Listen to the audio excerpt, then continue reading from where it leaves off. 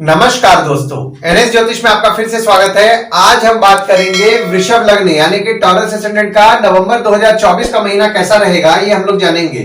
अगर आपने वृषभ लग्न का अक्टूबर 2024 का मासिक फलादेश एवं उपाय नहीं देखा है तो ऊपर दिए हुए आई बटन पर क्लिक करें। देखिए, ये वाला जो भाव होता है इस भाव को लग्न भाव कहते हैं। इस भाव पे अगर 2 नंबर लिखा हुआ है तो ये वृषभ लग्न वाले जातकों की पत्रिका है। आइए देखते हैं शुरुआती तौर पे कौन कौन से ग्रह आपके किस किस भाव में बैठे हुए हैं। तो गुरुदेव आपके लग्न पे बैठे हुए हैं, मंगल तीसरे भाव में बैठे हुए हैं, केतु आपके 5वें भाव में बैठे हुए हैं, चंद्रमा सूर्य आपके 6वें भाव में बैठे हुए हैं, शुक्र बुध आपके 7वें भाव में बैठे हुए हैं, शनिदेव आपके 10वें भाव में बैठे हुए हैं, राहु आपके 11वें भाव में बैठे हुए हैं। देखिए, लग्न पे आपके गुरु विराजमान है 1 मई 2024 से, और 9 अक्टूबर से गुरुदेव आपके लग्न पर वक्री भी हैं, जो कि 4 फरवरी 2025 तक आपके लग्न पर वक्री रहेंगे। और गुरुदेव आपके 8वें भाव के स्वामी हैं और आपके 11वें भाव के स्वामी हैं, जो कि आपके लग्न पे विराजमान है।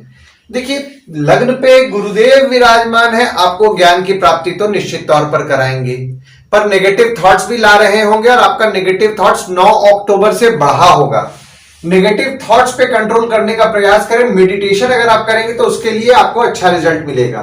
और गुरुदेव आपके 11वें भाव के भी स्वामी हैं, जो कि लग्न पे विराजमान है, तो आपको मान सम्मान की प्राप्ति करा रहे हैं और आपके पराक्रम को भी बढ़ा रहे हैं और धन से भी आप संपूर्ण रह रहे हैं।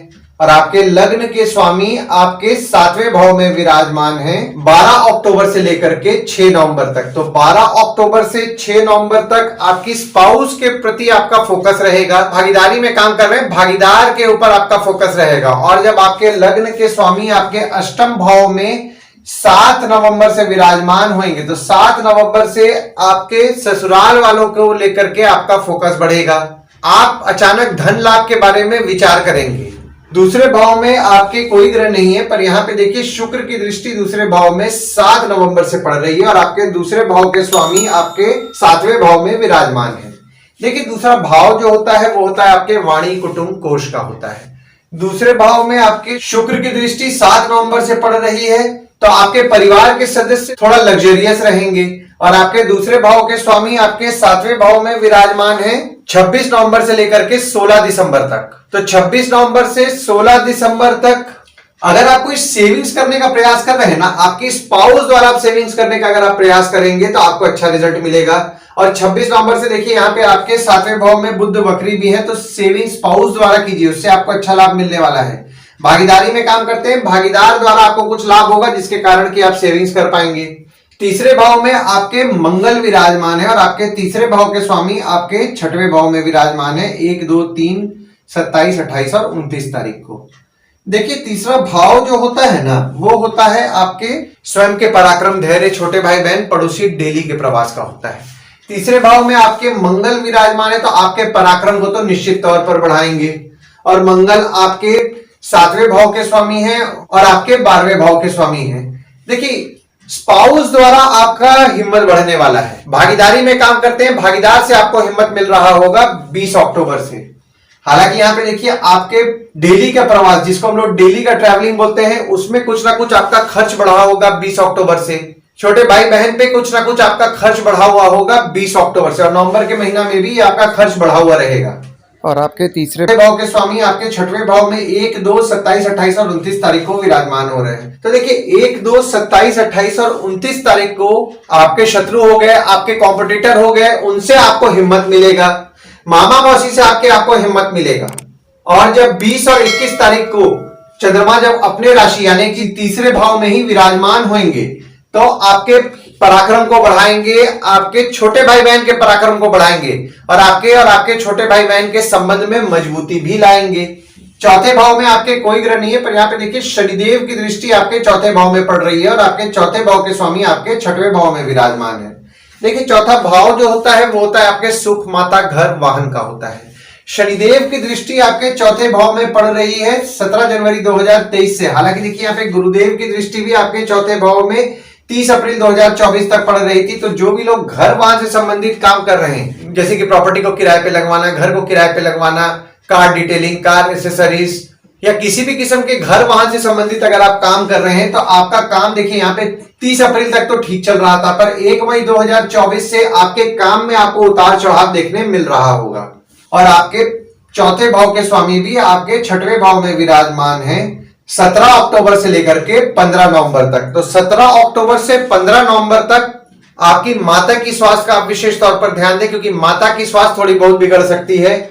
हालांकि यहाँ पे आपके शत्रु या कॉम्पिटिटर से आपको हिम्मत और सुख दोनों मिलेगा। जैसा कि मैंने आपको बताया ना कि हिम्मत आपको 1, 2, 27, 28 और 29 तारीख को मिलेगा, और सुख की प्राप्ति आपको हो रही होगी 17 अक्टूबर से लेकर के 15 नवंबर तक।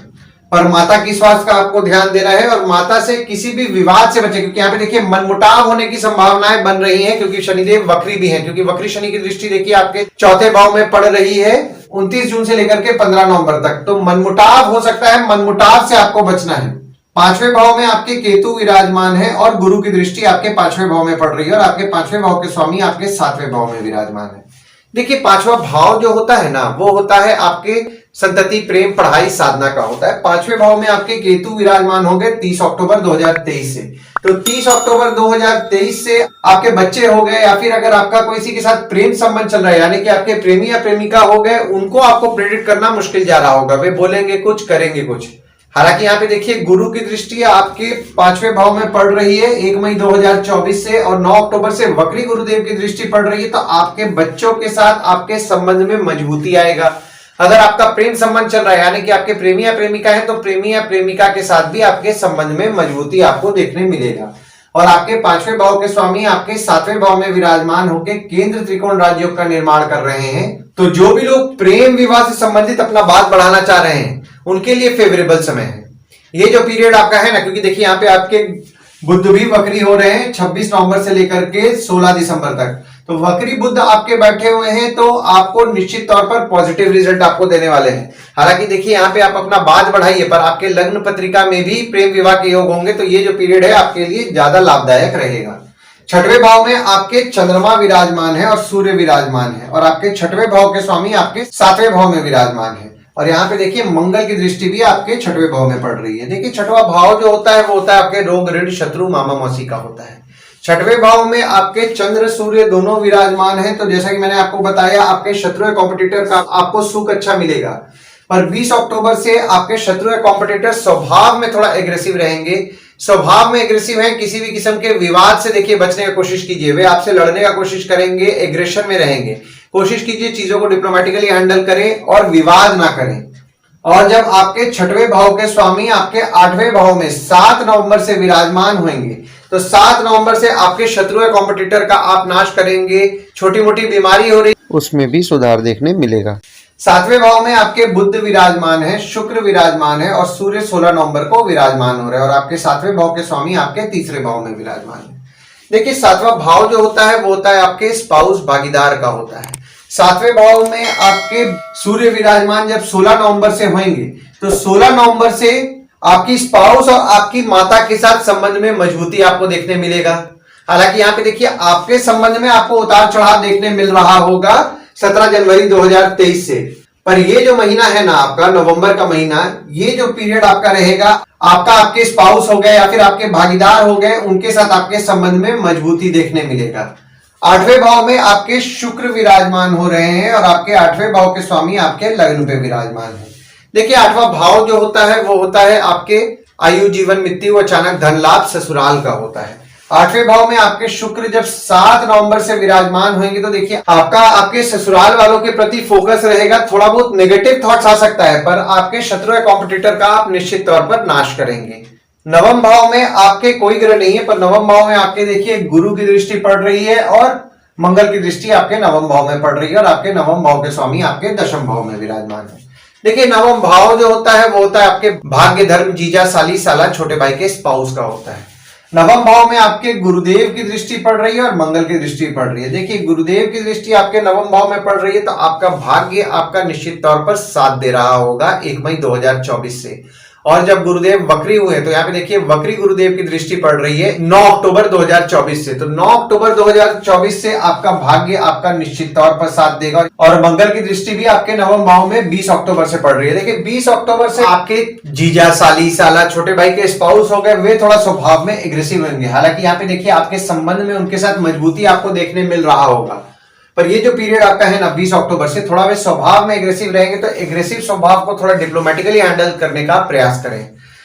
और आपके नवम भाव के स्वामी आपके दशम भाव में विराजमान है 17 जनवरी 2023 से 29 मार्च 2025 तक, और 29 जून से लेकर के 15 नवंबर तक आपके दशम भाव में शनिदेव वक्री भी हैं। देखिए आपके बॉस और पिता तो आपके लिए सपोर्टिव रह रहे होंगे 17 जनवरी 2023 से। बॉस का आपको सपोर्ट मिल रहा होगा, पिता का आपको सपोर्ट मिल रहा होगा, और बॉस और पिता द्वारा आपके भाग्य की वृद्धि भी हो रही होगी। देखिए ये जो पीरियड आपका है ना 17 जनवरी 2023 से जो चल रहा है 29 मार्च 2025 तक, और 29 जून से जब शनिदेव वक्री हुए हैं, ये पीरियड में अगर आप मेहनत किए हो 29 जून से लेकर के 15 नवंबर तक, तो आपका भाग्य आपके काम को लेकर के आपका अच्छा साथ देगा। पर आपको मेहनत करना पड़ेगा, मेहनत नहीं करेंगे भाग्य साथ नहीं देगा। तो काम पे मेहनत कीजिए और जोरों शोरों से मेहनत कीजिए, तो आपका भाग्य आपका निश्चित तौर पर साथ देगा। दशम भाव में आपके शनिदेव विराजमान है, और शनि यहाँ अपने राशि में ही बैठ के शश नामक पंच महापुरुष योग का निर्माण कर रहे हैं, और मंगल की दृष्टि भी आपके दशम भाव में पड़ रही है। देखिए दशम भाव जो होता है वो होता है आपके बॉस, पिता, काम, ऑफिस का होता है। दशम भाव में आपके शनिदेव विराजमान हो गए 17 जनवरी 2023 से, और 29 मार्च 2025 तक आपके दशम भाव में ही विराजमान होकर शश नामक पंच महापुरुषों का निर्माण करेंगे, और 29 जून से 15 नवंबर तक आपके दशम भाव में वक्री भी रहेंगे। यानी कि नवंबर के महीना में 15 दिन के लिए शनिदेव आपके वक्री हैं आपके दशम भाव में। तो देखिए दशम भाव जैसा कि मैंने आपको बताया आपके बॉस, पिता, काम, ऑफिस का होता है। तो आपके बॉस और पिता का आपको सपोर्ट तो 15 नवंबर तक निश्चित तौर पर दिलाएंगे। हालांकि देखिए उसके बाद भी आपको सपोर्ट दिलाएंगे, पर ये जो पीरियड मैं आपको बता रहा हूं ना, ये पीरियड खासकर 15 नवंबर तक आपके बॉस और पिता आपके लिए बहुत ज्यादा सपोर्टिव रह रहे हैं। काम को लेकर के आप वर्कोहॉलिक रह रहे हैं, पर यहाँ पे आपके बॉस और पिता को 20 अक्टूबर से क्रोध ज्यादा आएगा। ऑफिस का माहौल थोड़ा गर्म रह सकता है, तो किसी भी किस्म के विवाद से बचें। 11वें भाव में आपके राहु विराजमान है, और आपके 11वें भाव के स्वामी आपके लग्न पे विराजमान है। देखिए 11वां भाव जो होता है वो होता है आपके इनकम, दोस्त, पहचान के लोग, कम्युनिकेशन, बड़े भाई बहन का होता है। 11वें भाव में आपके राहु विराजमान है, तो आपके इनकम के लिए तो निश्चित तौर पर शुभ फल प्रदान करेंगे। पर आपके बड़े भाई बहन हो गए, दोस्त हो गए, पहचान के लोग हो गए, वे थोड़ा स्वभाव में जिद्दी रह रहे होंगे 30 अक्टूबर 2023 से। और आपके 11वें भाव के स्वामी आपके लग्न पे विराजमान है 1 मई 2024 से, तो आपके पराक्रम को बढ़ाएंगे, मान सम्मान की प्राप्ति कराएंगे, और आपको धन से भी संपूर्ण करेंगे। 12वें भाव में आपके कोई ग्रह नहीं है, पर यहाँ पे देखिए 12वें भाव में आपके शनिदेव की नीच की दृष्टि पड़ रही है, और आपके 12वें भाव के स्वामी आपके तीसरे भाव में विराजमान है। देखिए 12वां भाव जो होता है वो होता है आपके खर्च, जेल, फॉरेन, हॉस्पिटल, मोक्ष का होता है। शनिदेव की दृष्टि आपके 12वें भाव में पड़ रही है 17 जनवरी 2023 से, तो आप खर्च कम करने का तो प्रयास कर रहे हैं। यहाँ पे देखिए आपके खर्च भी कुछ ना कुछ कम हो रहे हैं। हालांकि जो भी लोग विदेश जाने का प्रयास कर रहे हैं उनके काम में उनको बाधाओं का सामना करना पड़ रहा होगा। और 20 अक्टूबर से जो लोग विदेश जाने का प्रयास कर रहे हैं, देखिए उनके काम को लेकर के उनका खर्चा होने वाला है। डेली का प्रवास, जिसको कि हम लोग डेली का ट्रैवलिंग बोलते हैं, वो 20 अक्टूबर से बढ़ेगा। आपके छोटे भाई बहन पे आपका कुछ ना कुछ खर्च बढ़ेगा 20 अक्टूबर से। और 20 अक्टूबर से आप खर्चा करेंगे ना, तो खर्चा करने के बाद आपको अपने आप में थोड़ा हिम्मत महसूस होगा। आइए गुड डेट्स और बैड डेट्स के बारे में जान लेते हैं। तो गुड डेट्स वो डेट्स हो जाते हैं जिस दिन अगर आप कोई नया काम शुरू करना चाह रहे हैं, कोई कंपनी में आपके एग्रीमेंट हो रहा है, कोई कंपनी में आपके ज्वाइनिंग हो रहा है, या फिर अगर आप कोई नया सामान खरीदना चाह रहे हैं, कोई भी अच्छा काम करना चाह रहे हैं, तो इस डेट्स को आप कंसिडर कर सकते हैं। तो डेट्स हो जाते हैं 7 से 9 तारीख, 12 से 13 तारीख, 16 तारीख, 17 तारीख, 20 तारीख, 21 तारीख और 30 तारीख। वहीं बैड डेट्स में अगर आप कहीं बाहर जाने का प्लान कर रहे हैं, कोई कंपनी में आपके एग्रीमेंट हो रहा है, कोई कंपनी में आपके ज्वाइनिंग हो रहा है, या फिर अगर आप कोई नया सामान खरीदना चाह रहे हैं, कोई भी अच्छा काम करना चाह रहे हैं, तो इस डेट्स को आप अवॉइड कीजिए। तो डेट्स हो जाते हैं 1 तारीख, 2 तारीख, 5 तारीख, 6 तारीख, 14 तारीख, 15 तारीख, 27 से 29 तारीख। इस डेट्स को आप कहीं लिख के रख लीजिए ताकि आपके ध्यान में रहे। और उपाय में आपको शनिदेव की पूजा तो नियम पूर्वक करनी है। शनिवार के दिन शनिदेव के मंदिर जाएं, शनिदेव को तेल चढ़ाएं, और तेल चढ़ाते समय ओम शं शनिश्चराय नमः का जाप करें। गुरुवार के दिन साईं बाबा और दत्त भगवान की अगर आप उपासना कर रहे हैं, और साईं बाबा या दत्त मंदिर अगर आप जा रहे हैं, तो आपको अच्छा लाभ होगा। और हनुमान चालीसा, बजरंग बाण, सुंदरकांड का पाठ करें। ओम गणपते नमः का जाप करें। कोशिश कीजिए मंगलवार के दिन हनुमान मंदिर या गणपति मंदिर जाएंगे तो आपको अच्छा लाभ होगा। आशा करता हूं इस वीडियो में दी हुई जानकारी आपको पसंद आई होगी।